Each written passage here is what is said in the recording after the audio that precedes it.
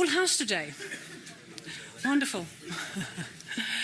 Well, welcome everyone, and thank you for joining this joint event between the Financial Times and Bruegel on a series of events in which we jointly have a conversation with Spitzenkandidaten for the next European elections starting in, which will be at the end of May. And between now and then, we will have 6 conversations. The names are there, and we're going to kickstart the conversation with Yanis Varoufakis running for DiEM25 in Germany. Before we start the conversation, I wanted to share a few housekeeping rules. As I said, this is the first of 6.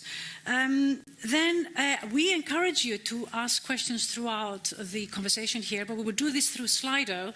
So if you're interested in asking a question, please log into the Slido program. Can you change that and put out the information of how to do that? You just need a code in there. Ask a question. I will be holding the questions here, and I will do my best to bring the conversations that are most voted in our dialogue here. As you can see, Martin cannot do this because he had an accident, so I have to do that, Martin, this time around. Maybe next time. Okay, and then we will have hopefully the last 20 minutes for Q&A from people from the floor, and we encourage you to ask as many questions to today's candidate. Martin. Thanks, Maria. Is this working? Can you hear me? Yeah, they will switch it on. Yeah, that's right. Yeah. It's a pleasure to be here and for the FT to share this series of events with Bruegel. Before we start today's, just one word about how it is a series. So we'll follow a common format for 6 events, 6 Spitzenkandidaten for different political movements, all of whom are aspiring to move in at the top floor over there. We kick off with Yanis Varoufakis, who probably doesn't need much introduction. You all know him, but very briefly, long career as an economist, an academic economist, then moved into politics, and most famously as finance minister in the Syriza government in Greece in 2015, and has since then founded or co-founded the Democracy in Europe movement 2025, which is a uniquely transnational political movement, fielding lists in how many European countries? 11 countries for the European elections. And Mr. Varoufakis is the lead candidate on the German list and also the Spitzenkandidat for Commission President after the elections. So since this is there a problem with the microphone? It's not. All right. Is that better? Yeah, that's better. Now it's the voice of God. Because it's a series for the Spitzenkandidaten, and because both Bruegel and the FT are interested in policy, and in particular economic policy, as much as the politics, we've chosen a format that really tries to get into the issues. So we'll have 4 sections. The first is a broad one on sustainable growth and the future of Europe. Sustainable in a very broad sense, environmental, social. We'll then move on to 3 more specific sections, topics. One about trade policy and the global economy. The third will be about the Eurozone and the EU economy. And the fourth about competition policy, industrial policy, innovation policy. So these are all fields, you will realize, where the Commission actually has some significant power, which is why it's relevant to ask the Spitzenkandidaten what they want to do in each of those fields. In each section, send your questions on Slido, but in each section we'll try to stick to questions that relate to that topic, and then at the end it can open up a bit when we'll do a Q&A in the audience. So I'll ask Maria to kick off. Let's just all welcome Yanis Varoufakis, and Maria will kick us off for the first segment. Thank you, Martin. And Mr. Varoufakis, thank you very much for joining us today. Therefore, the kicks off discussion on these issues. As Martin said, the first question, the first theme of our conversation is on the growth agenda. And we will ask you to shape it in whichever way you think is appropriate for it. It is a general agenda. It's about how you generate growth in Europe. I just wanted to give you a sense a little bit about how we see the numbers, and you can tell us how you want to move this forward. We are in a much better position now in Europe than we were 10 years ago, and that's given, of course, the size of the shock that we had. Possibly the business cycle position is a little bit unfavorable right now, but we are in a stronger position, more resilient position than we were in 2010.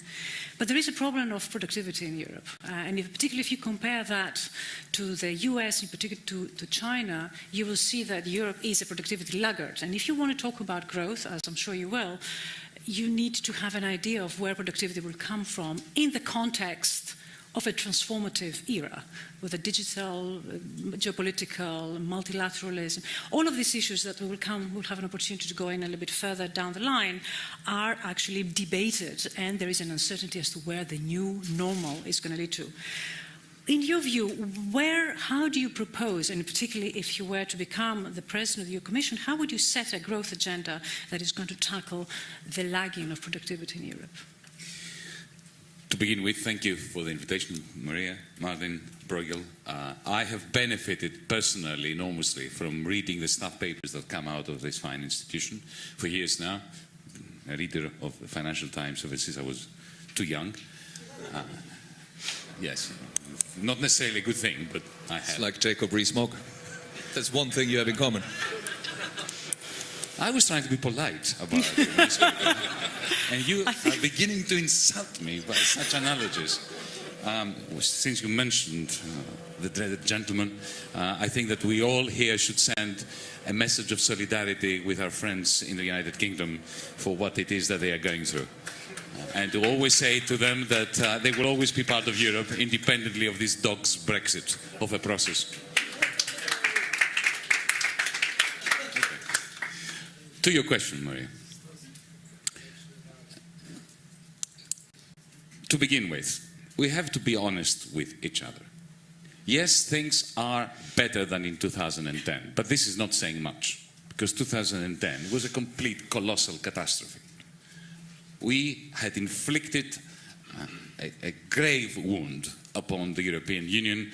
European capitalism received a self-inflicted injury in 2008, 2009, 2010, 2011, with catastrophic policies from the European Central Bank and fiscal policies that made a bad thing worse.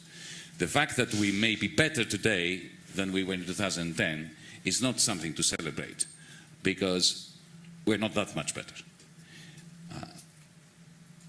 Let me just point out that we entered the upturn of the business cycle much later than the rest of the world, than the United States, and we exited it much earlier. So we wasted one of the cycles of the international capitalist economy. Europe is falling behind, both in terms of productivity, as you said, but also, and those go hand in hand, in terms of investment. Investment is spectacularly low, especially in comparison with the excess liquidity in the financial sector. And that is a major worry, because investment is the key to productivity, it is the key to development, it is the key to our capacity as a continent to meet our goals for the green transition, which is essential not just for saving the planet, but also for decoupling ourselves from dependency from Vladimir Putin, from lignite, from an industrial policy that has been ridiculous regarding the auto industry, for instance, putting all our eggs in the diesel basket at a time when the industry is dying anyway and should be dead in particular.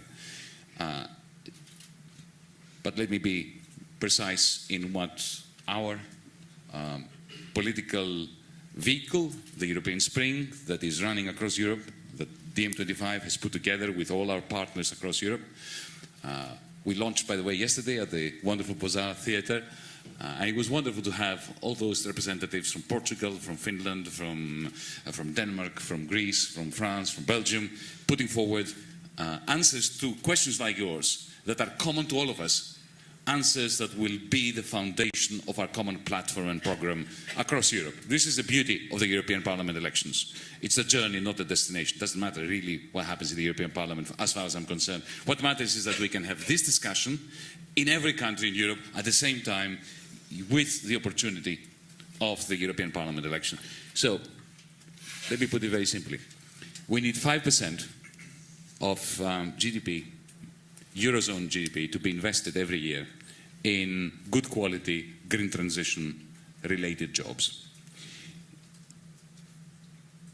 It is essential not just to create good quality jobs, because every day in Europe we are destroying good quality jobs and we are replacing them with precarious positions.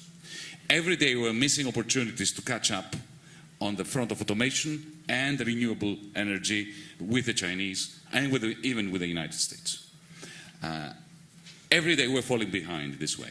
The only way to answer your question, to make up for this shortfall, is 5% of additional net investment in high-quality green jobs.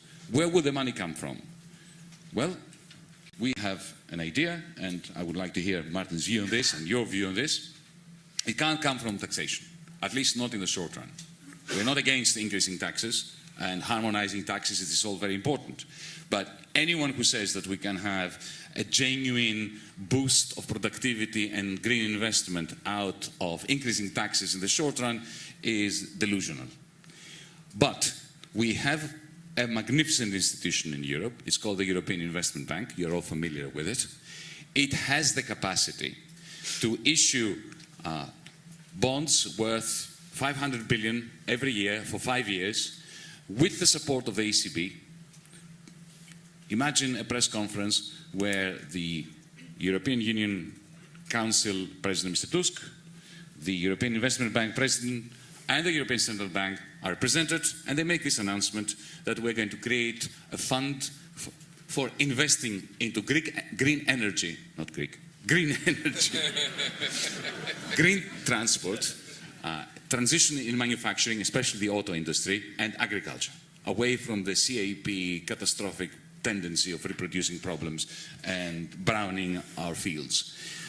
And that fund is going to be funded through EIB bonds. The ECB will be standing by in the secondary markets ready to purchase them if yields spike above a certain level that we can define what it is. And this will go into a Green Transition Works Agency, a new agency by the European Union, something similar to the agency that the United States introduced in Paris, which then became the OECD, in order to channel the funding of Marshall Aid. So can I, if I may, so 5%, if I can get into this number. 500 billion. 5%, the EIB will do this through levering up, or there will be a transfer budget? EIB bonds. So Net issuance of 500 billion. And the underwriter will be the ECB? No, the underwriter.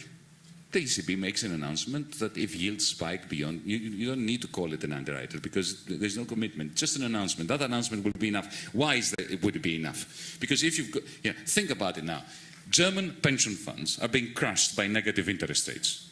There is excess liquidity. Now, soak that liquidity up with EIB bonds. The announcement by the ECB will be enough in order to ensure that those who are now keeping their money at negative interest rates or zero interest rates would buy those EIB bonds. Think about it.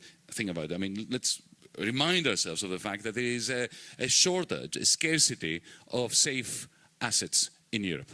It's not just an announcement. I mean, if it need be, the ECB, if the spreads were to spike up for whatever reason. But the announcement will make sure that they will not need to do it. If the ECB remains credible, of course. And by the way, yes, the ECB will remain credible. I have no doubt about that. This is one of the points of agreement between Mario Draghi and me. Now, look, the simple point is that what I just related to you, proposed, already happens. The EIB issues bonds. The ECB, since March 2015, has been purchasing EIB bonds. All we're saying is, use this alliance, which already exists and which is completely legal within the rules both of the ECB and the European Union treaties, in order to soak up the liquidity and fund the productivity growth that you asked me about. No, this is so you've been admirably concrete in answer to a very really broad and vague question, the future of Europe's sustainable growth. You've said the main problem is a shortfall of investment, and you have a concrete proposal for how to address that, a hugely ramped up EIB program, bond finance, green investments. I'd like to ask you two questions really about that. One is, in what ways do you see the principal difference of this from what already exists? I have in mind the Juncker Fund. We already have vehicles for bond finance investments. Is it the scale? Is it the direction of the investments? Is it that the EIB would be the one picking the investments? And is that not something to worry about? Is the EIB capable of a hugely scaled up investment effort and picking the right projects you haven't mentioned private sector participation in the selection of projects, just in the financing. So that's one question. How is it different from what we already have, and isn't it dangerous? So before you come up with the second one, because I'll forget the first question. It's a very important one. Okay, firstly, the Juncker plan was a fraud. Most of the money in the Juncker plan was earmarked for something else, and it was redeployed. Secondly, the new part of it was effectively a kind of insurance policy for risk takers in the private sector, when the problem was never risk aversion by the private sector. The problem was that the private sector did not see the business opportunities in order to take these risks on its own. The EIB, the beauty of, you'll allow me to say, of this program that we are proposing of a partnership between the EIB and the ECB is that it is completely straightforward. It's completely plain vanilla. There is no securitization. There are no different tranches like in the Juncker plan, where you've got tranche 1, tranche 2, a little bit of the EIB, a little bit of this, a little bit from this program.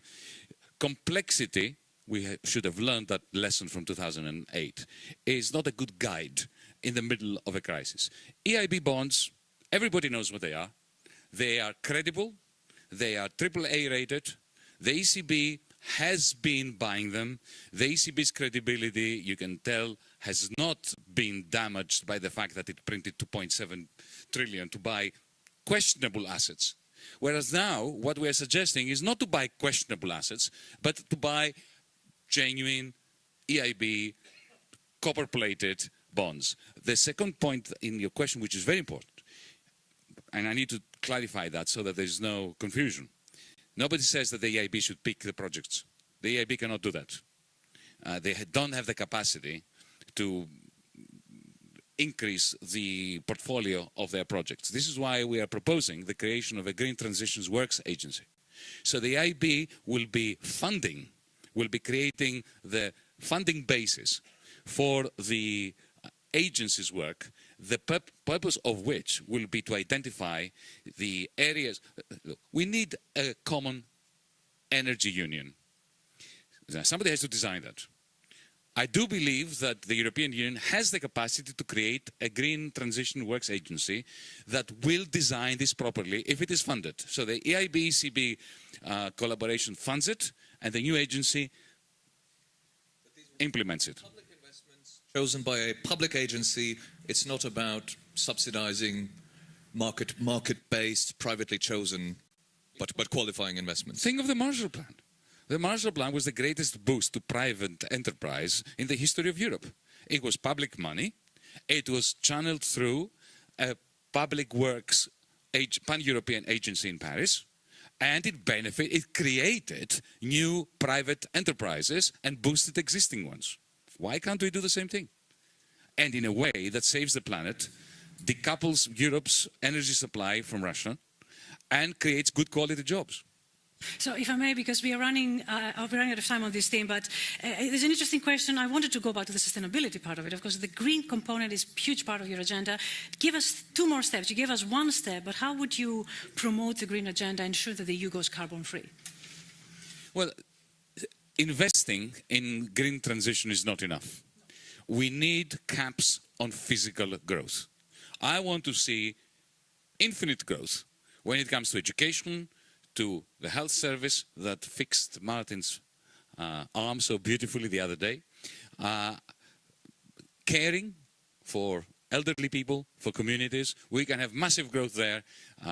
Digital technologies, the arts, culture, they can grow forever.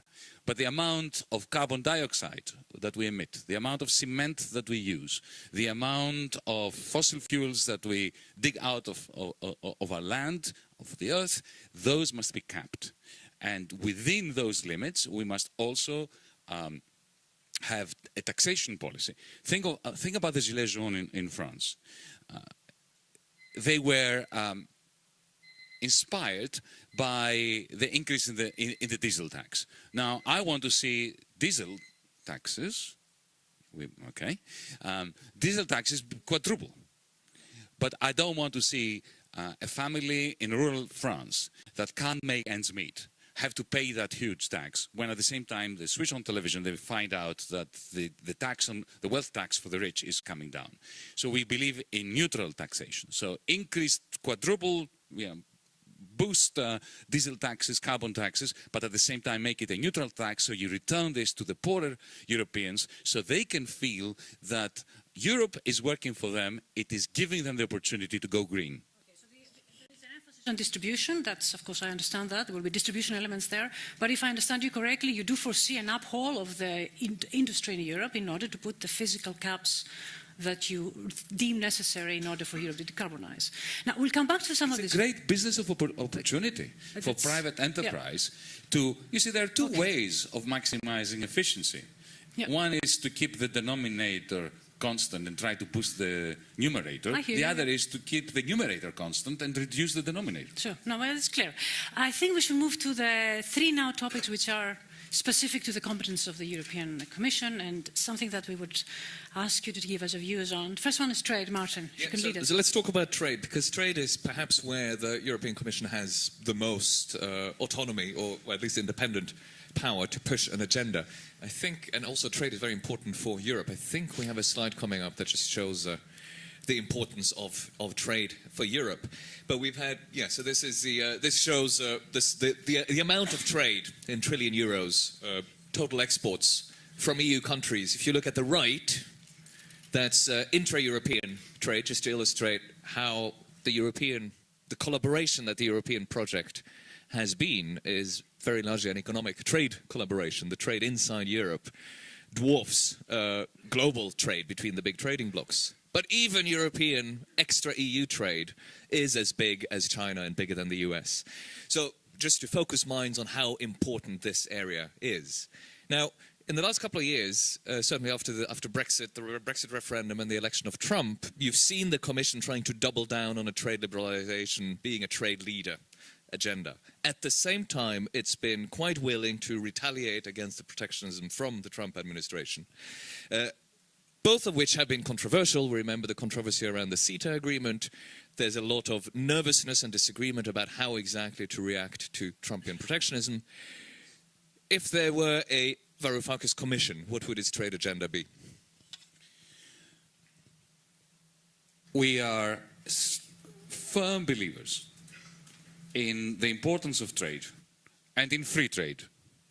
The problem we have is that in the last 20 years, a lot of issues that have nothing to do really with trade have been subsumed into the trade agenda.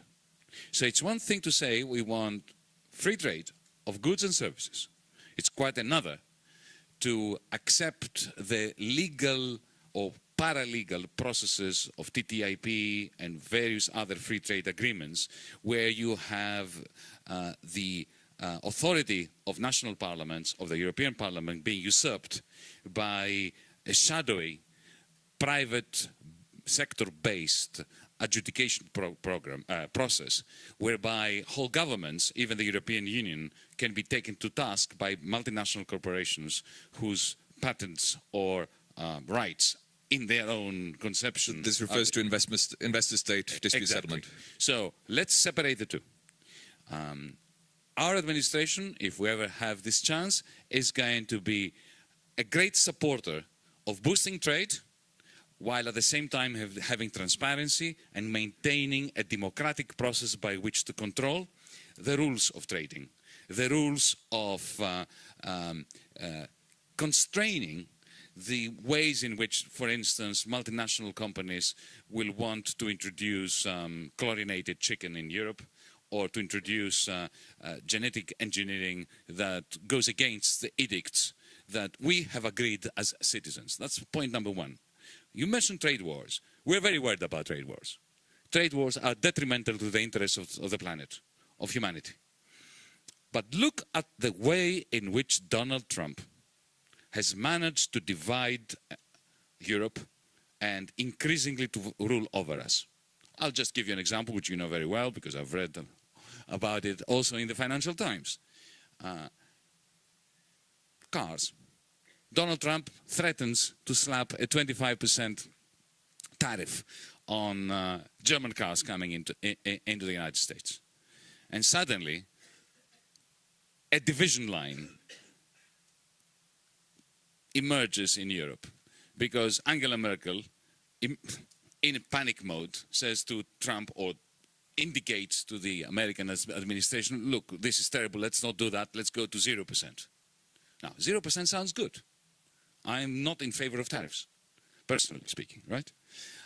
But immediately, President Macron freaks out because it's the end of Peugeot and Renault, because they face significant competition from Korean cars, Japanese cars, something that is not the case for... So the point I'm making is, with one announcement or threat from President Trump, you have divisions deepening and multiplying within Europe. So our trade policy is never going to be successful as long as we are not more united and more integrated in Europe, as long as we do not have an industry policy in Europe which is capable of creating a commonality of interests in France and in Germany in particular, but of course the rest of Europe. If I may, on this issue, let's stay with cars, because I think this is something that is a very real threat, right? It could very well be, and the probability is non-zero, that in 2 months from now we have indeed tariffs on cars. Now, I'm asking you, as a future President of the European Commission, given the divisions that you just described, what would be your recommendation to that, given that on the aluminium, we have actually retaliated in proportional terms in line with a very clear strategy. What would be your recommendations in terms of how to deal with the possibility of tariffs coming from the US administration? What I was saying is a partial answer, not a complete answer to what you're saying. The point I'm making is that yes, we need to retaliate. Yes, we need to make Donald Trump understand that he cannot get away with murder. But our capacity to retaliate is undermined by the divisions within us. And when you have a French president and a German chancellor who try to send messages to Trump independently of the Commission and independently of one another, we are allowing Trump to divide and rule over us. So we need an industry policy that creates the commonality of interests and also the coordination between us that will enable us to retaliate. Because at the moment, the Commission is being undermined by the divisions within Europe and the capacity of Donald Trump to divide and rule over us. I understand that, and the industry policy will come to that, and I think it's a very important issue. But in the short run, you do put in retaliatory tariffs on cars. That's what you would try to do. At the same time, well, while you're trying to build unity around it. Yes, but there's also another dimension I need to add to this. When it comes to cars, we are vulnerable. Because as Donald Trump so cleverly said, not cleverly, correctly said, you can not lose a trade war if you have a huge deficit. So the whole posture of the Eurozone in particular must be reconsidered in the context of our trade policy. To put it simply, Martin, if you are running a very large current account surplus, effectively you are asking for trouble. You are entrusting, firstly, a lot of your capital to foreigners, to non-Europeans, because you have to export capital if you have a steady current account surplus. That reduces your capacity to then retaliate against them. Secondly, because this is always heterogeneous, not every country in the European Union has the same current account surplus, as you know, this means that this deepens the divisions amongst us. So, in other words, what I would do is I would ask for a holistic game plan of how to deal with threats coming from Donald Trump. It's not enough to talk just about tariffs. It's not enough just to talk about industry policy. We need to talk about fiscal policy when fiscal policy is effectively pushing our macroeconomic dynamics into a current account situation. It makes us vulnerable when it comes to negotiating with somebody like Donald Trump, whose dream is to make Europe divided and reactionary. The European Commission has tried hard to reduce the surplus of countries that have had sustainable surpluses, but hasn't been very effective. Really? How did they do that? Well, no, they haven't succeeded. No, they haven't even tried. Well, they've spoken about that. Yeah, well, there is the MIP procedure. Yeah, and they have completely and utterly disregarded it in a scandalous way that will always be remembered by Europeans as a major moral failure by the Commission. So how would you do it differently? We would actually do it. They're not doing it. You know, Could firstly, we granular? agreed on having, and I don't understand why, an asymmetrical rule when it comes to imbalances. Okay. So, you know, if you have a deficit of more than 4%, oh, that is terrible. But if you have a surplus of more than 4%, it's fine, up to 6%. And then when the deficit goes to 8.5%, I've just mentioned a number, you know, at random, then we turn a blind eye to this violation. So when the rules are being eclectically imposed, then effectively what we are signaling to Europeans and to the rest of the world is that raw brutish power has taken the place of democratic process. You would put in place sanctions. You would use the sanction instrument or the monitoring instrument to say this surplus has to come Look, down. I come from a country that was crushed because we were refusing to reduce a €200 a month pension to 120 euros. We were crushed for that. I think I answered your question. No, so you would? Absolutely. The answer is yes. You would use whatever power the Commission has. Down like a ton of bricks on those who bend rules that we all agree should be respected. And I would do exactly the same thing when it comes to xenophobic, racist practices by European Union member states that are ridiculing Europe's common values and are making a laughingstock of us in the eyes of progressive humanists around the world. And you think you'd get this through the Council? Life is not meant to be easy. But we're here to try. Can I ask one other trade question? We'll come back to fiscal rules and so on. But since we've mentioned Brexit, what sort of trade relationship would you offer Britain? By the time of the elections, probably Britain will have left the EU, but assuming it will have, we'll be negotiating a future relationship where trade will be a big part. What will be the relationship you offer on trade? Yeah. Well, in the interest of full disclosure, our movement fought in Britain, and me personally, before the referendum, against Brexit. No one can accuse me of being a lackey of Brussels, as you know. Therefore, a lot of people's eyebrows were raised when I was going around Britain arguing against Brexit and in favor of a radical Remain. So that's, with this said, let me answer your question. We think that given the messy process we are in, non-process we are in, at this moment, what we should be encouraging all sides of British politics to do is for Britain to stay in the customs union and the single market and Norway Plus agreement for an indefinite period, which doesn't mean that it has to last forever. A small C conservative process. They voted, sadly, to exit the European Union. We need to respect that. There is no time for a second referendum without having European Parliament elections first. To ask people in Doncaster, Clacton-on-Sea and Leeds to vote in a European Parliament election would be incredibly divisive. At the same time, a no-deal Brexit, Theresa May's ridiculous deal with Brussels cannot be fathomed, really, by a majority of people in Britain or by us at DiEM25.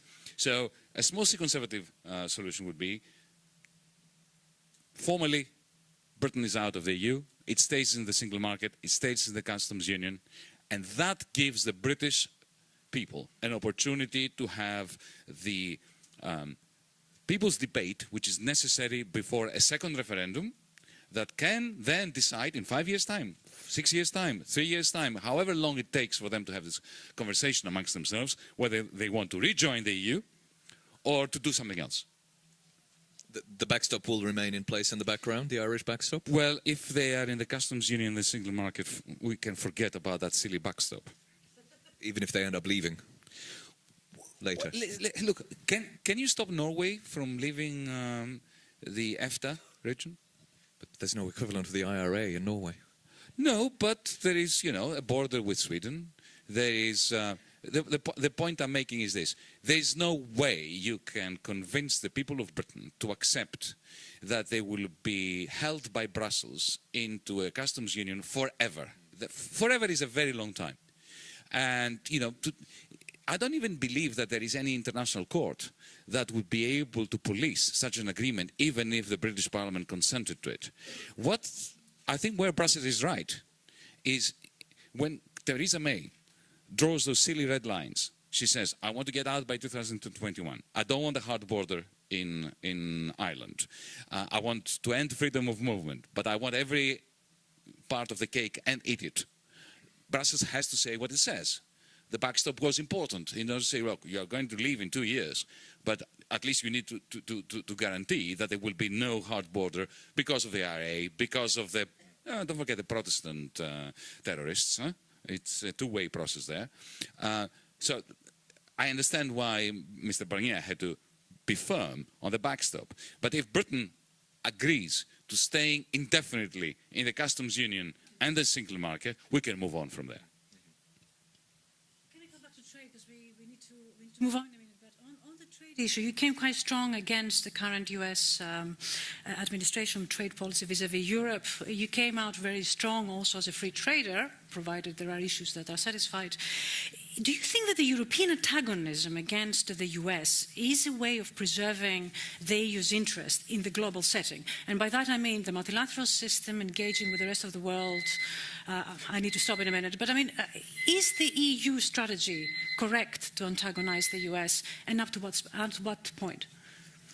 Well, it's not the EU that antagonized the US. You had a president elected in the White House that antagonized every decent human being on this planet, including the EU, right? The question is, what do we do about it? Yeah. And we have been remiss. We have been reactive. We have been divided. We say silly things. You know, I've heard the European Commission talk about the importance of turning the euro into a reserve currency, where, you know, I mean, that's pie in the sky stuff. People in the United States, whether they are supporters of Donald Trump or not, look at us and they laugh, because there is no way you can have a reserve currency if you don't have a safe asset in Europe, a Eurobond, or some kind of, you know, piece of paper that people can actually buy if they use your currency as a reserve currency. So we say silly things around the world, while at the same time pretending that we are going to fight against Donald Trump. We are undermining our own position. Martin, shall I move on to the next? Or We should move on, I think. I think we should move on, yes. We need to go to the euro area reform. I'm sure this is a topic that you've thought about, and we've touched about it a lot. But I would like, in the spirit of the conversations that we're having now, that we do stick with this idea of what is the Commission and your role as a future Commission President. The role of the Commission is to initiate legislation and to preserve the treaties. This is what your new job description would look like if you were to get there. So I think almost immediately upon appointment, you will have to go and do the fiscal compact and the MIP process, the process that you said it was so ineffective and silly. You also talked about not an eclectic use of rule, but an enforcement of rule. So let's go on the fiscal side and talk about enforcement of rules. I believe you will. How would you go about and ensure that the Commission that is for many people is starting from a low point in terms of the credibility of enforcing those rules, has been selective in a way of enforcing them? How would you change that and ensure that we enforce the rules? Look, Maria, the Commission has been in an impossible position, because when legislators or past commissions or the Council write rules that are violated by life and by the economy, and that there is nothing you can do but violate. I mean, think about 2009, 2010. Think of Ireland, not Greece, Ireland. They were the blue-eyed boys and girls of the European Commission. They had a debt-to-GDP ratio of 25%. They had surpluses in their budget. They were much more order-liberal than Germany. Okay? And then suddenly, the banking system just goes to pieces. And Jean-Claude Trichet, in his infinite wisdom, I don't mean that. Picks up the phone and threatens the Irish Prime Minister that the ATMs will stop functioning unless there is this cynical transfer of the losses of banks, some of them which were already dead, onto the books of the public. And suddenly you have a 120% debt to GDP ratio. Suddenly you have a violation of the rules. Now, this rule could never have been respected because it was written in order to be violated.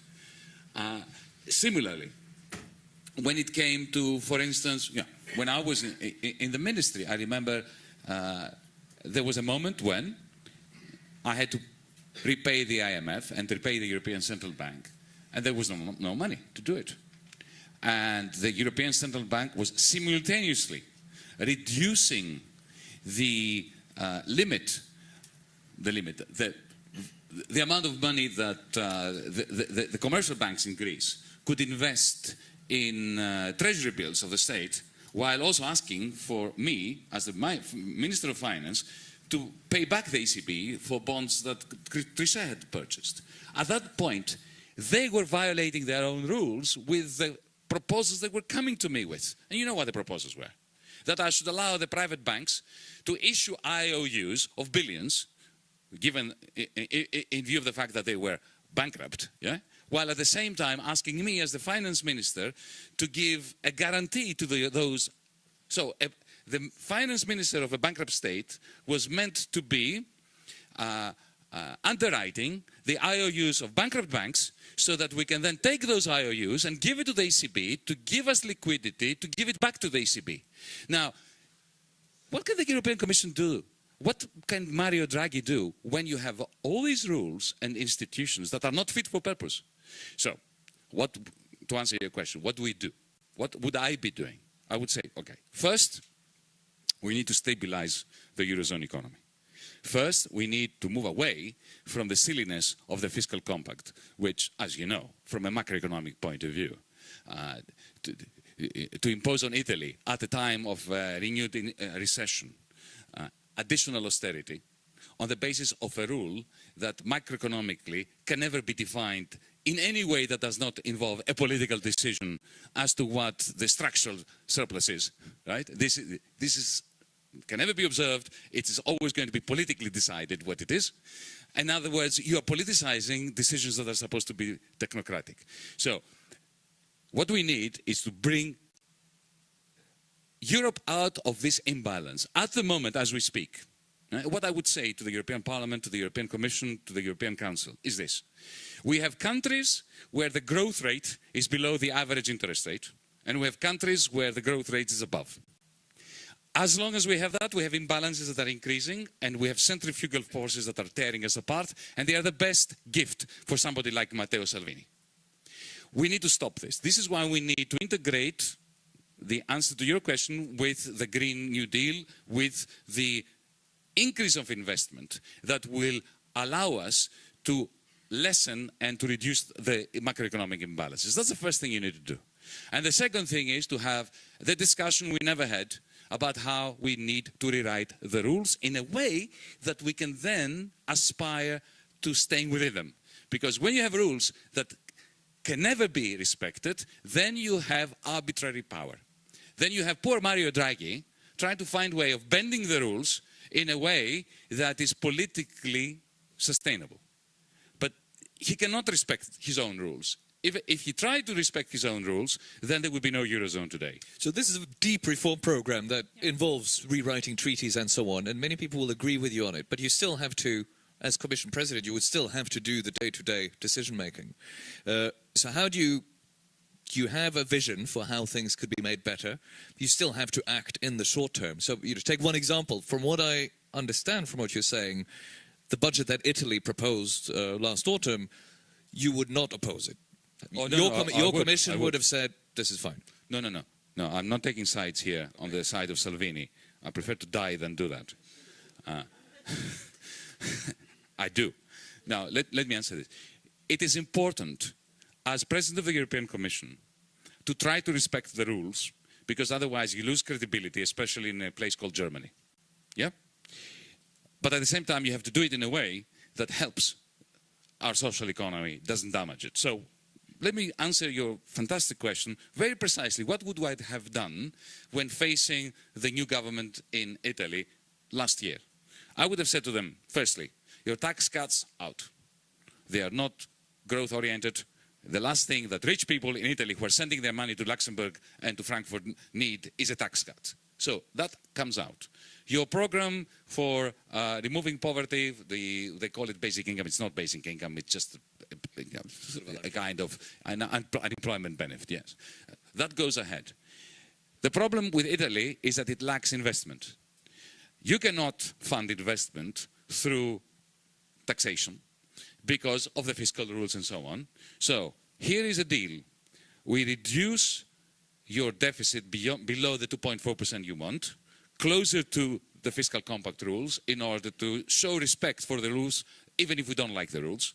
And at the same time, we inject investment funding into Italy, as well as into other countries, through this collaboration between the European Investment Bank and the European Central Bank, which is outside the fiscal compact process. Therefore, it is completely legal, and it is beneficial not just to Italy, but to the rest of Europe. Is that a quid pro quo? They get more investment Yes. from the EIB If they agree reduce... to be sensible when it comes to their own budget. But that was not in place, huh? That wouldn't have been in place last year. So the question was, what would you Well, have done if last I year? were the President of the European Commission, it would that's be my in place. point. That is my point. My point is that But that's you only weren't. one press conference. You don't need treaty changes or anything like that. That's the beauty of it. But this sounds like the old German idea of sort of contracts for reforms, just maybe with slightly I different don't mind content. contracts. I love contracts. I mind silly contracts. You know, what the contract that was imposed upon my country, I mind because it was like, look, you're bankrupt. We'll pretend you're not bankrupt. We'll give you the largest loan in history, and you will shrink your income by 25%. That is a stupid contract.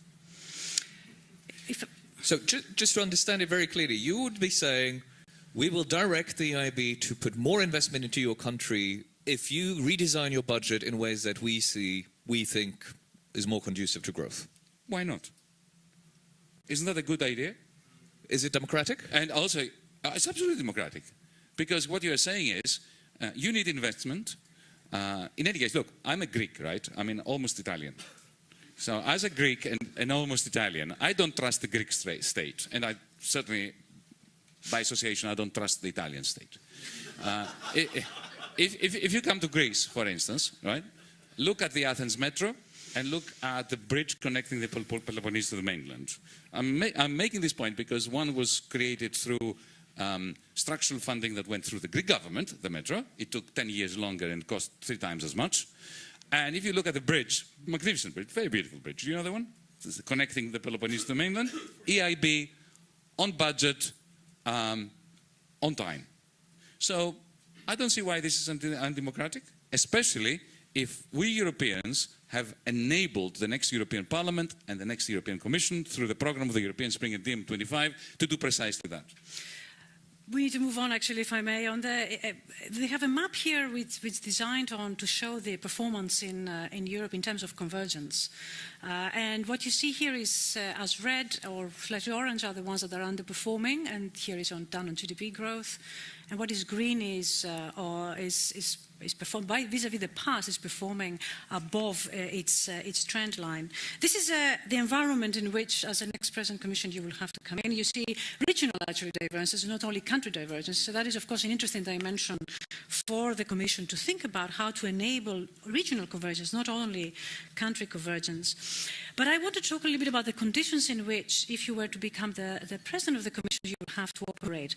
Next to that, you have the debts. I know the debts are a topic you think about with great attention, not only on the fiscal side, but on the private side. But the fact of the matter is that the debts in Europe have given Europe a very bad starting point in terms of investments. Investment is key in everything you said, but in order to do investments, you need to incur more debts.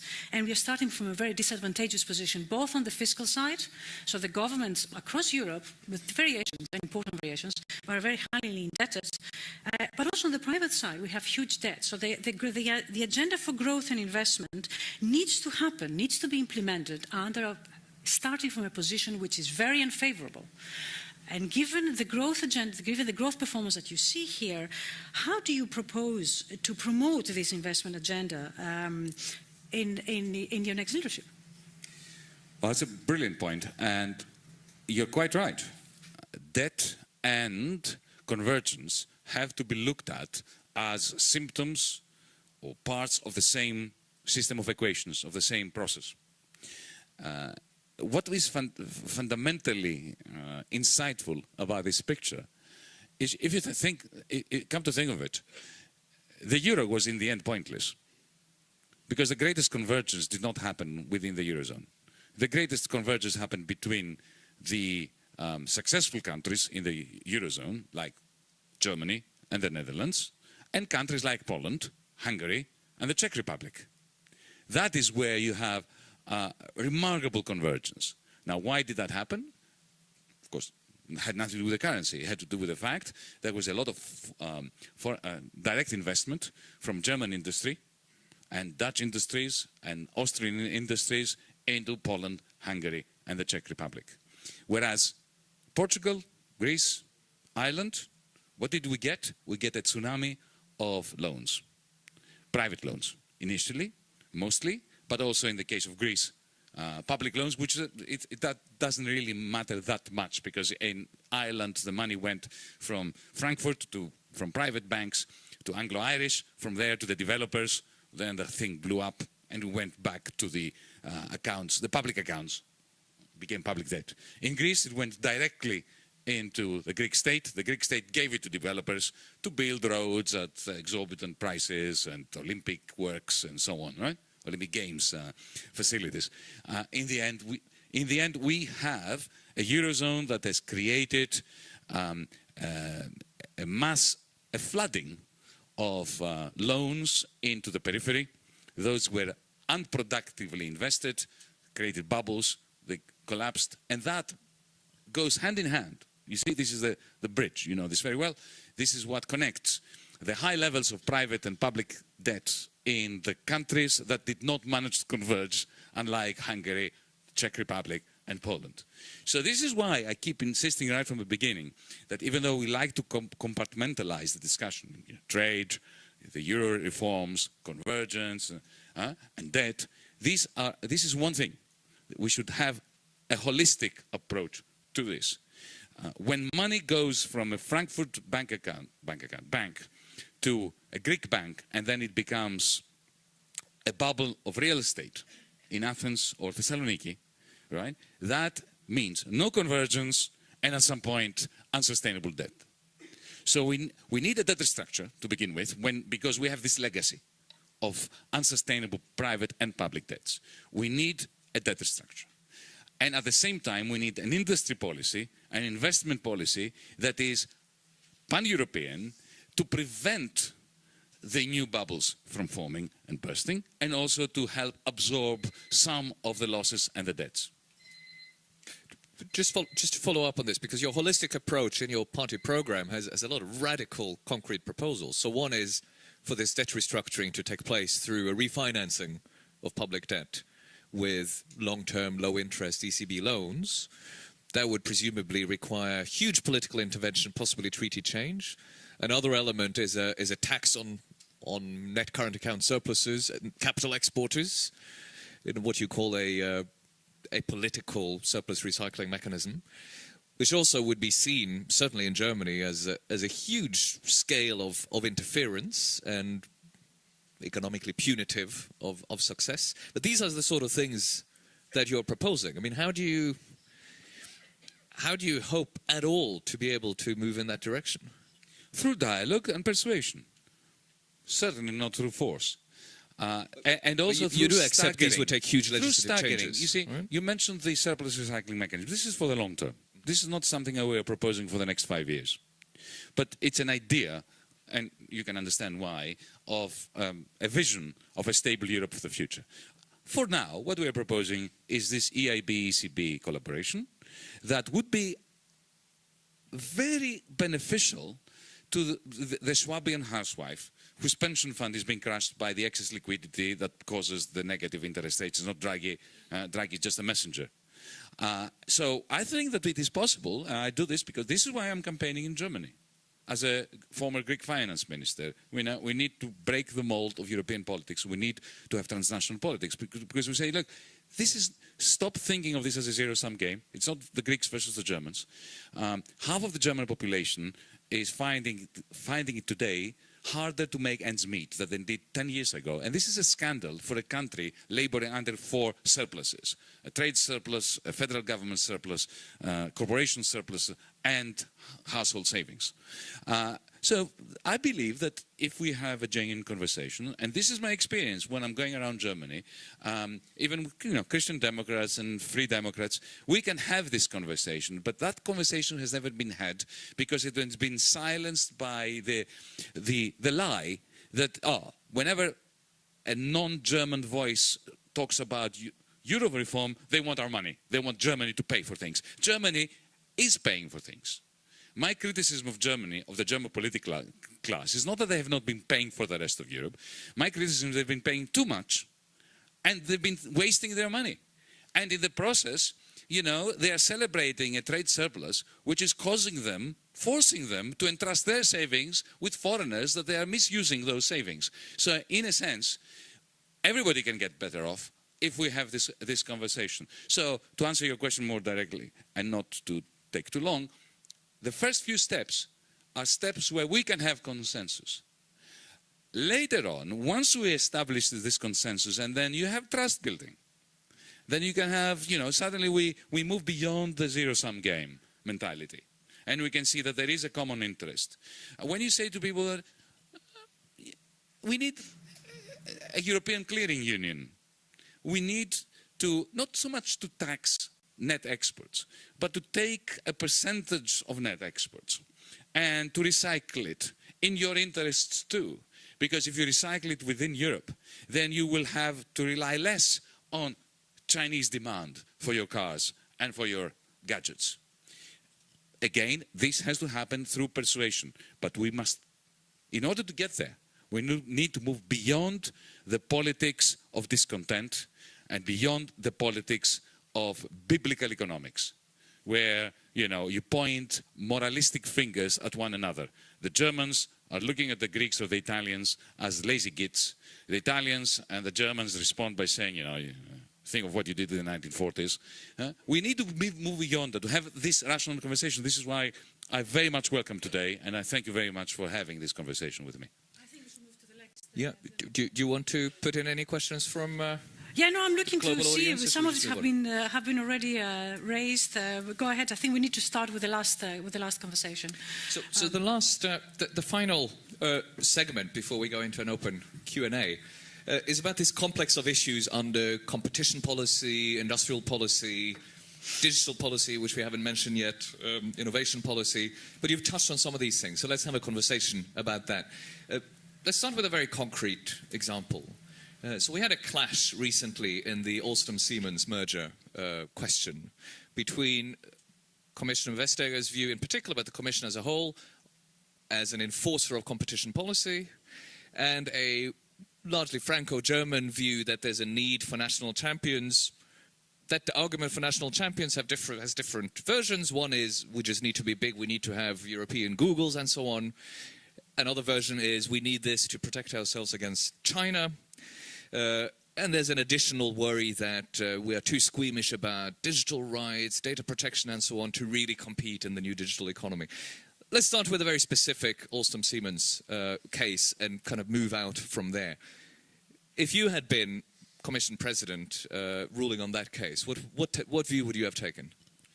I would have come out unequivocally in support of Vestager. Clear enough? So explain why. Because she's right. Why don't we need champions? Because she's right. I don't like this boyish language about champions that comes out of soccer and football. No, we don't need champions. What we do need is companies that compete, and in the process of competing, they're investing, they are creating good quality jobs. To create another cartel in Europe is the last thing we need. Mr. Macron and Mrs. Merkel should be ashamed of themselves for coming out with such lazy arguments about European champion. This is not how Google came about, It did not come about because politicians in California decided to create a Californian or a Silicon Valley champion. It happened organically. It grew out of a quite healthy competitive environment that was an ecosystem that came out of Silicon Valley. This is our great failure, is that we have a bankocentric investment culture in Europe. Our bankers have been remiss in the way that they have been misusing their capacity to create money, and they have been giving money to fellow bankers in the periphery that have been using corrupt practices in order to build bubbles. This is the main reason why we don't have Googles. It is not that we're squeamish about digital rules and about privacy laws. This is something that should, I mean, think about it. This is a great advantage that we have, that we can carry the population with us, and we can constrain corporations so as to work in the public interest. But to cut a long story short, Vestager was completely right. Remember that this European Union began as a cartel of big business. Our first name was the European Communities of Coal and Steel. The whole purpose was to limit competition and to regulate prices with a guaranteed minimum profit rate for large companies. We need to move away from this. Maybe this was the only way that the European Union could begin. If we continue along those lines, cartels are a menace. Cartels cannot handle crisis. The world economy is in a crisis.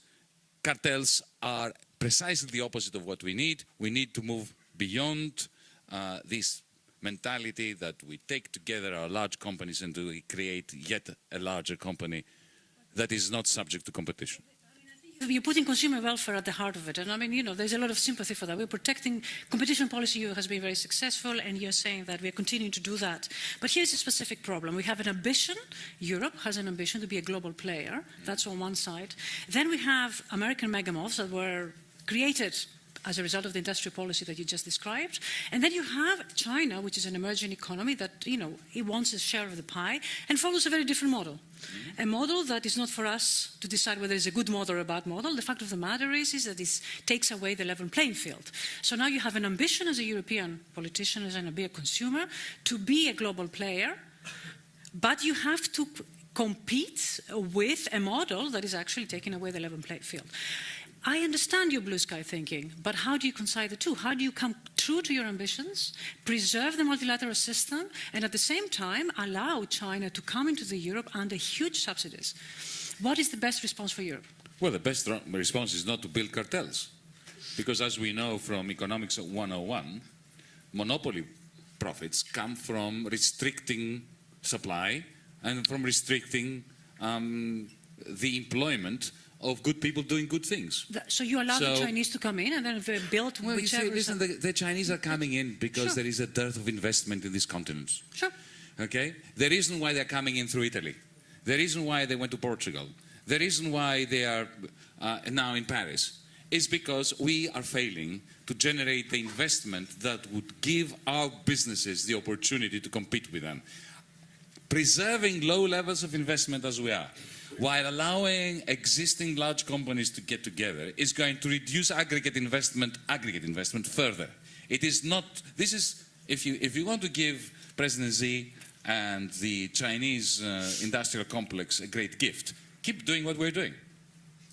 So you're not interested in preserving the ambition of Europe to become a global player in Europe? I'm sorry, exactly the opposite. All I'm saying is that to have the ambition to become a global player, we need to boost investment so that our young people can have access to funding. Take, for instance, the European Investment Fund, which is part of the European Investment Bank. It was set up 25 years ago in order to provide venture capital, to ameliorate for the fact that we have a dearth of capital going to startups, and in particular, capital going into the funding of startups that want to become bigger. We don't have that funding in Europe. So we want more of that. That is, if you really want to be ambitious, this is what you're working towards. This is why our plan for investment is an integral part of everything else. To allow existing corporations to consolidate further is to reduce our ambition. It is not going to allow us to get contracts in the Arab Emirates or in Indonesia or in Singapore that we wouldn't be able to get otherwise. We are not going to be able to compete with with the Chinese railway companies.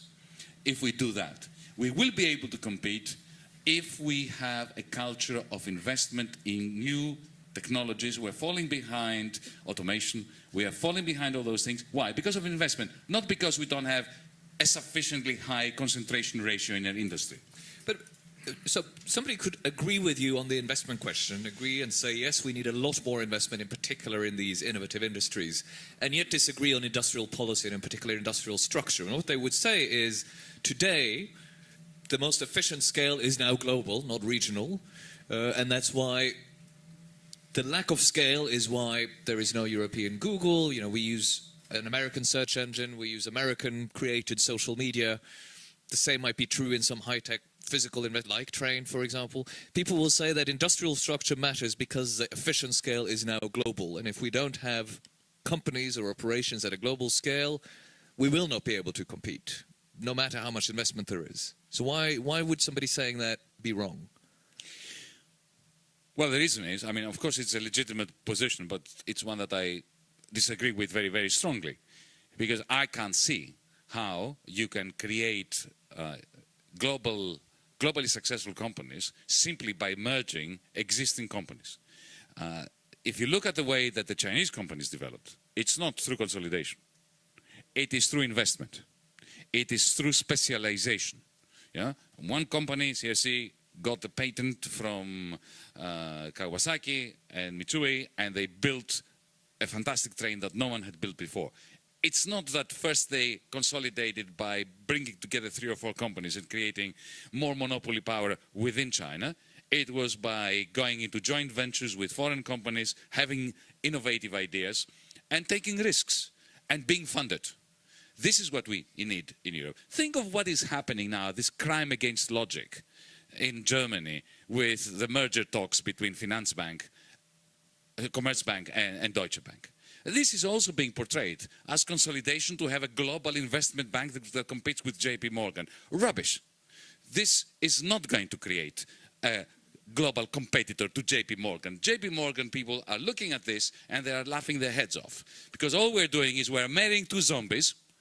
The only beneficiaries will be the people who are running them, who are going to use the negative goodwill in order to create paper value from which they will profit with bonuses. The customers in Germany are going to suffer because branches will be closed down.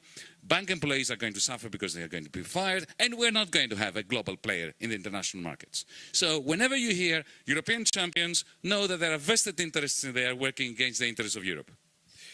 Let's push a bit further on this. I suppose you're right, but given how Europe versus China have behaved, China now has a lead in some sectors. Let's talk about 5G. Because we are idiots. So what do we do? Don't blame the Chinese for this, right? I mean, we have affected fiscal policy and monetary policy for 10 years that has depleted investment in all the competitors of the Chinese. So we created a vacuum and the Chinese are filling it. Stop demonizing China. You know, let's look at ourselves in the mirror. I mean, you know, we Greeks have learned one thing in the last 10 years. It's important to look at ourselves in the mirror before we blame anyone else. Let's do this at the European level. But is a possible result of these errors that it's now too late to keep the Chinese out, to put it that way, without blocking them for a while? So let's talk about 5G specifically. So people who know more about this than I claim that if European telecoms were to use Ericsson or Nokia equipment for 5G, the technology is 1 or 2 years behind, you have to use Huawei. What's your take on Huawei? Use it. The idea that they will be spying on us is laughable. Do you remember, who was it exactly that was tapping Angela Merkel's communications? It was not the Chinese, was it? It was our great friends from the other side of the Atlantic. I know that my phone, I might as well go on the rooftop and shout things. broader. It's not the national security issue. I think the issue is you have big companies in China that have become very big through being SOEs. Now, this is a model. This is a model that China has pursued for some industries, not for everything, supported that, and this is what I meant by the playing field, the level playing field. Now, is this a model perhaps Europe should follow, SOEs, or is that against We have been following it. What about Alstom? What about even Siemens? It's a private company, but it has relied on the kindness of states, of taxpayers. All our great companies, Renault would never have existed if it was not for the French state. To say to the Chinese, oh, they are SOEs, and it's the Chinese Communist Party behind, the Chinese state. This notion that there is a distinction between the state and the private sector is delusional. In the United States, they have the most powerful, strong, effective industry policy in the history of capitalism. It's called the military-industrial complex. Google would not have existed without it. You all know that. You don't need me to go through this. So to look at the Chinese and say, oh, the state is behind, so they have the level, the playing field is not level. It was never level. It was never level in Europe, except the difference is they've been doing it well, and we've been doing it badly. Let's do it well without consolidating and strengthening the failures that want to present themselves as European champions. Is the Belt and Road Initiative a threat to Europe's geostrategic autonomy? No. No. It is an opportunity. We should always beware anyone with power. As, a small L liberal, I was taught from a very young age that anybody who has exorbitant power is dangerous, and we should beware. We should beware of Chinese rising power. We should beware of American power. We should beware of our own power. You give a large sledgehammer to a small child, you end up with a lot of damage. There's no doubt about that. But when the Chinese come and say we want to invest, let's look at what they are proposing. When they were coming to me when I was in the finance ministry, and they said, we want the port of Piraeus and we want this. I said, okay, let's sit down. And when you sit down with them, I found, this is my personal experience, they're very, very reasonable people if you are prepared to be firm with them. But to say, we're not talking to the Chinese, when we have a global economy where Germany would just collapse in a heap today without China. How can we dare say, oh, we need to stop and block the Chinese when we depend on them? Without China, there would be no capitalism today. In 2008, there were two forces that kept capitalism alive: the Fed and China. So all this discussion in Brussels today about how to stop the Chinese and the level playing field, it just goes to show we are children. We are not adults yet. We have to grow up and start looking at the world the way it is.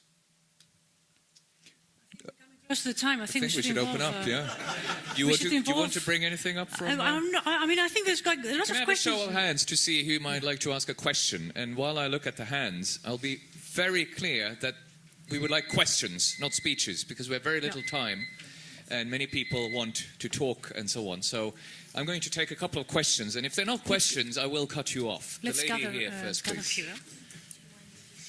Do we need to? Of course. Yeah, sure. We'll share. I'll take a couple of questions. The lady here first, please. Thank you. Natasha Arvanetti from the Committee of the Regions. It's very interesting, everything here, but I have three questions. The first is, I would like to... You get one, because others will have questions too, and then we can come back to I would like to hear your views on the European Minister of Economy and Finance. Do you agree with this or not? The second question is, do you think that the Eurozone needs a separate budget? Okay, good. We'll take two questions because we won't have time to. Thank you. Anybody else? Maybe anyone in the back? The gentleman here? Please here. In front here. I think we need a... But thanks for being so concise. Good morning. Jorge Valero with Euractiv. Very quick questions. Will it be this proposal for a EIB, ECB instrument, your token or your demand to support an EPP candidate in the European Parliament to become President of the European Commission? I didn't get that. I didn't get it. Okay, so the question is whether, let's say that optimism is a duty, but at the end you don't win the European elections and you don't become President of the European Commission. Will it be the proposal for the EIB/ECB instruments to finance investment, green investment, your demand to support an EPP candidate? Okay, good question. So, does the Eurozone need an economics and finance minister? What about the Eurozone budget? And it was the Eurozone budget, right? Yeah. And would you trade support for a Commission president in return for support for these ideas about EIB and ECB-backed EIB bonds? That's okay. No, we are not in favor of a finance minister.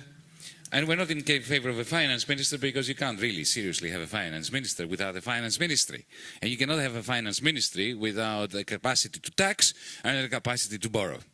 And to have that capacity to tax and the capacity to borrow, you need to have a federal democracy to be legitimate. I'm all in favor of having a federal democracy, but if we start having this conversation now, people will say, yeah, right, we'll be dead before that happens. So let's start with things we need to do using existing institutions to stabilize the Eurozone, and then start a process of debating in town halls, in regions, in cities, in Brussels, in the longer term, as to what kind of democratic governance we want to see in the European Union in the next 10 years, what kind of European democratic constitution we want, and whether we want that constitution to include the checks and balances that would enable a European budget, a Eurozone budget, and a European finance minister. On the second question, the answer is yes. We don't care who is sitting in that seat. What we care about is policies.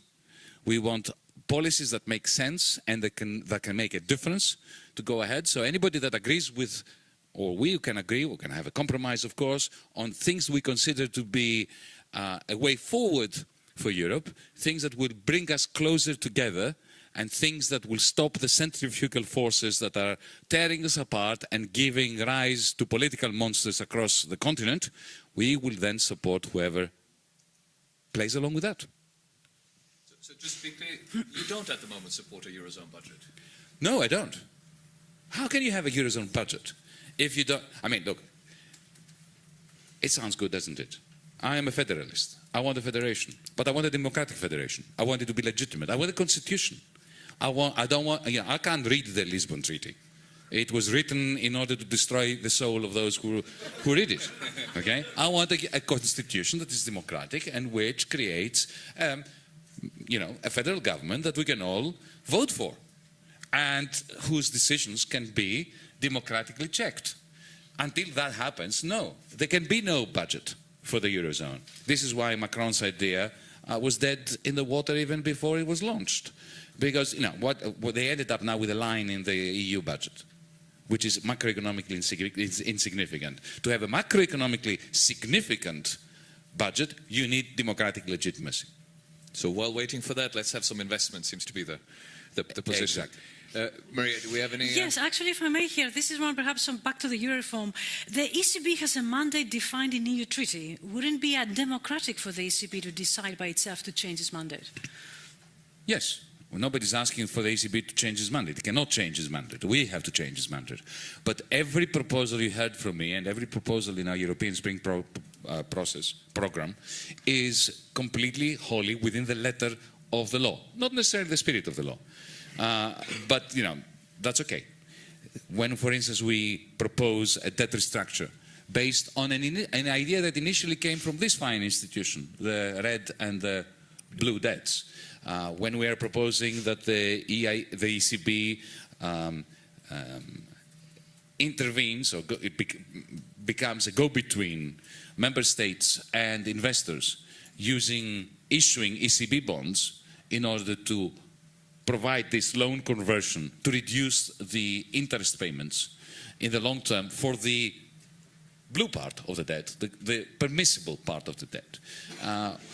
There is nothing in the ECB charter that prohibits that. The main reason is because they hadn't thought of it when they were writing it. But at least we would not be violating the charter of the ECB, and we would be having a therapeutic debt restructure without any losers. So what about the prohibition on a credit line to governments? It wouldn't be a credit line. It would just be bought up. All the bonds. It would be, you issue a bond like the Central Bank of Chile does. You give it to a German or a Chinese investor. From that you finance, you service, you don't purchase. you service part of the Italian bond that matures, and then you have the Italian government pay that to the, pay the German or the Chinese investor at the end of the maturity of the ECB bond. This is more legal, more within the rules of the existing charter than what Mr. Draghi has been doing in the last 3 years. This is where I have to agree with Jens Weidmann. Let's take a few more questions. There's questions here from the floor and there. One here, one there. So these two. Hello, my name is Juan Corbalan from Spanish Agri-Food Cooperatives. Why do you say in the common policy, agricultural policy is bad? You said at the beginning the common agricultural policy is bad.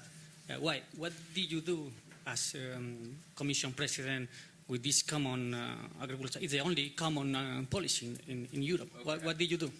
What to do with the agricultural common policy? Thank you. My name is Todd Buell. I'm a reporter with Law 360. What do you think of the Commission's proposal to try to get rid of unanimity on tax rules, to go to qualified majority voting? I'll keep the question brief. Yeah. Very good question. So since you both have been concise, we'll take the third one, if you're as short as the other ones. You've talked a lot about kind of democratic accountability. Do you think that the President of the European Council should be elected by Europeans to ensure that Europe is more than just an economic toolbox and actually the social aspects are brought out much further? Thank you. Very good question. All right, thank you. Very good questions, all of them. I'll start from the last one. I'm a federalist and a Democrat. I would like to live in a Europe that has a federal government, which is democratically controlled by a federal parliament, the United States of Europe. But we can't have this conversation now because of the centrifugal forces that are pulling us apart. So to have that, to have the European Commission being elected by the peoples of Europe, you have to have a constitution. Now that will take a long time. First, we need to stabilize Europe. We need to stop the centrifugal forces. We have to defeat Brexit or Brexit-like moves. We need to defeat the fascists that are rising up throughout Europe and who will do unfortunately very well in May. So we need to do that. We have our work cut out for us as European Democrats before we can begin to have this conversation. On your question, So the answer is no, not yet. Not yet. We need first to stabilize before we can start building. We need a solid foundation that we're lacking. On your question, I agree. I think we need to have harmonization and we should move away from veto power. And qualified majority voting is a good way of moving towards it. I would even go even more in the direction of majority voting. Would this, in your view, would you apply this to some particular parts of the tax structure or tax generally? Are you talking corporate tax? Corporate tax and VAT. Corporate tax and VAT. Yeah. And then we can talk about carbon taxes as well. Yeah. And then, Common agricultural policy. and I'll come to that, but also I wanted to throw in inheritance tax, because it's the only sensible wealth tax there is. But anyway, this is, European inheritance tax. I would, and it is part of our program. Common agricultural policy, right. Well, it is good that we have a common agricultural policy. It's terrible that we have this common agricultural policy, because now we are paying people to not produce, and we are paying indiscriminately and independently of the quality and the greenness of the methods that are being used. Now, I was in Crete, which is where my family originally comes from recently, and I was appalled to find that all the stock of local seeds has been depleted because of Bayer Monsanto. Cretan civilization for 5,000 years has had a variety of different, genetically unique plants and vegetables and so on. Now that's all gone, and this is because of the way that the common agricultural policy has misdirected funding. I think we have time for another round. You've been so wonderfully concise. So there's a lady there. The gentleman here, I'm talking about the questioners. Oh. Yeah. And the lady here can have her third question if she still wants it. Hello, I'm Alessia Del Vasto from Positive Money Europe, and I have a question regarding the European Central Bank. more than once you stated that we need a more transparent and accountable ECB. Can you keep your microphone close to your mouth? Okay. Yeah. Okay. And which are your concrete proposals concerning that? So transparency and accountability of the European Central Bank. Thank you.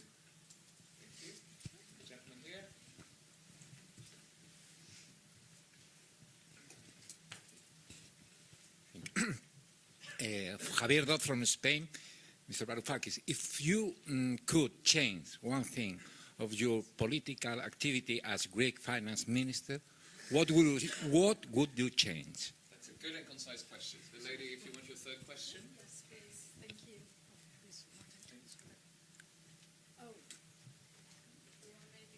To give your third question quickly, and then... Thank you. Coming from the Committee of the Regions, I would like to ask you, as the next Commission President, would you take the task force for subsidiarity one step further? Thank you. Thanks. Gregory from Bruegel. So the EIB plan seems to be really like the silver bullet in your proposal. But the thing is that the decisions at the EIB are taken by the Board of Governors, which are basically the finance ministers of the EU. How do you convince them to adopt your plan? Because the President of the Commission or the Commission cannot do anything to direct EIB investment. Very good. Excellent questions. I'll start from the personal one you asked me. What would I have done differently? Well, lots of things, but if you ask me to say one, I say I would not sign the interim agreement. Should not have signed the interim agreement with the Eurogroup on the 24th of February 2015. The reason being that, unfortunately, my colleagues, we had a good agreement 4 days before to replace the MOU with a list of reforms that we would write from scratch. We went through that, we put it together, and then they introduced the MOU through the back door again. And at that point, I should have said, no, I'm not signing. Since you asked. I'm tempted to say other things, but I won't. On the question of the European Investment Bank, starting from that last one. Well, let me just tell you a story, brief one, don't worry. When I was finance minister, I was of course a governor of the EIB, and I put forward this proposal. And I was astonished by the fact that no one disagreed. Some didn't have an opinion to say, but Werner Hoyer and others said this is a great idea, we have to pursue it. But, this is not something that we can decide on our own. We need the green light from the Council. This is why we need politics to legitimize the EIB from doing that. The EIB cannot make this decision on its own. It needs a green light, but I can assure you that the European Investment Bank people, firstly, have the capacity to do it, and secondly, they would be very open to the idea of doing it, and some of them would be very keen to do it, including finance ministers, because it would give them a lot of degrees of freedom in their own home countries. Because you see, we labor under this illusion that there is a tug of war, a zero-sum game between sovereignty in our capitals, in our nation states, and sovereignty in Brussels. At the moment, we have a weak EU and we have weak parliaments and governments. It's not a zero-sum game. If we have this investment program across Europe, that gives more degrees of freedom to the national capitals, to our nation states.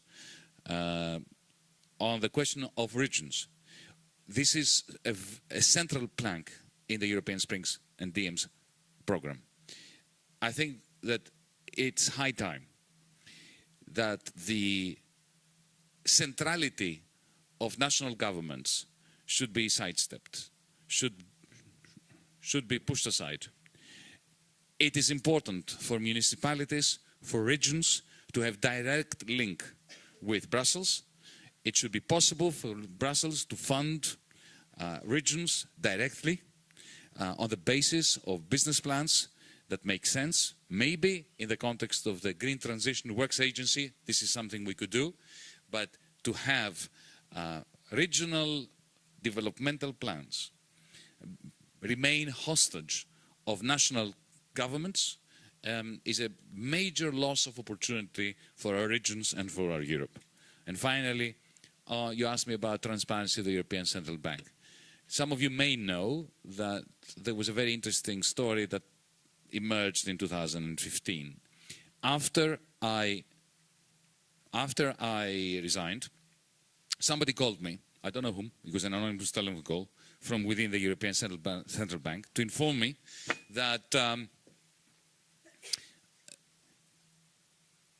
President Mario Draghi of the ECB was so worried before switching off ELA liquidity to the Greek banks that he didn't trust the legal department within the European Central Bank, which is a very good legal department.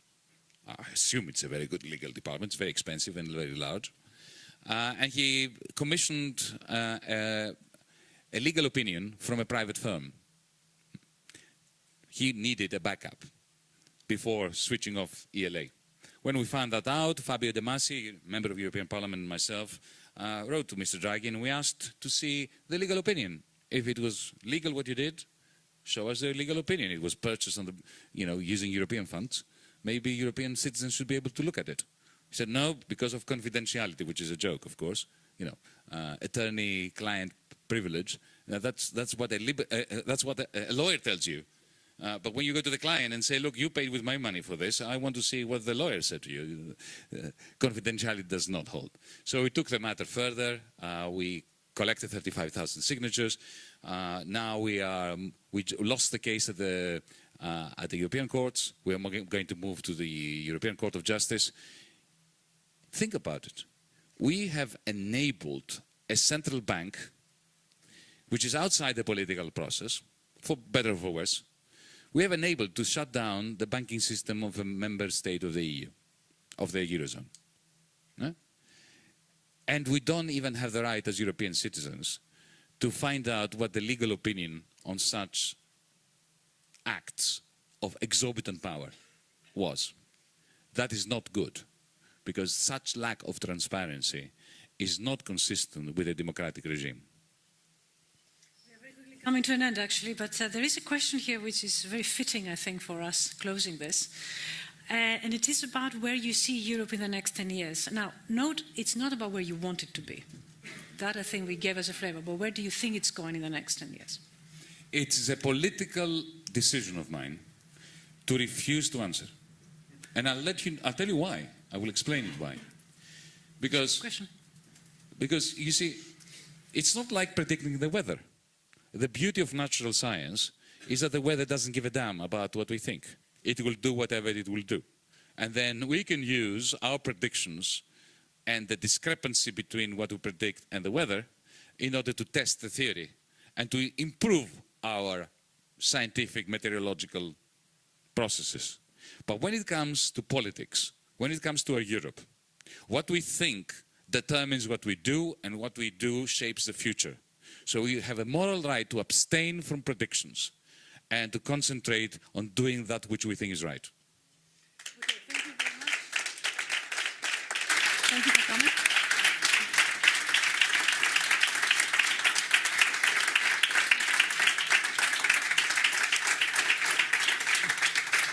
You're in a good place. Thank you all for coming. Mr. Varoufakis, thank you very much for kickstarting the discussion. I wish you best of luck in your electoral campaign. Join us in the next event next week. And again, thank you very much for joining us. Thank you.